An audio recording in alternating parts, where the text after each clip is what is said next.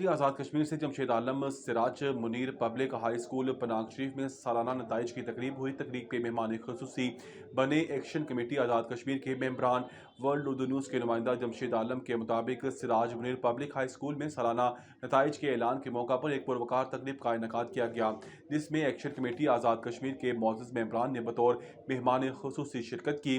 تقریب میں نمایاں پوزیشن حاصل کرنے والے طلباء کے ناموں کا اعلان سے حماد مجید کلاس 8 سے، شیما بطول 7 سے، ایمان یعقوب 6 کلاس سے، چمن فاطمہ 5 کلاس سے، اسی طرح سیکشن پر نرسری سے نائرہ نور، پریپ سے نعمان عرفان، پرائمری سیکشن سے اقصیٰ کفیل، جبکہ مڈل سیکشن سے حماد مجید نے ٹاپ پوزیشن حاصل کی۔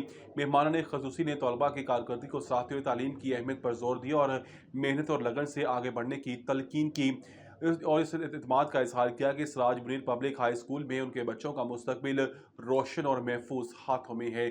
جمشید عالم، ورلڈ اردو نیوز، کوٹلی آزاد کشمیر۔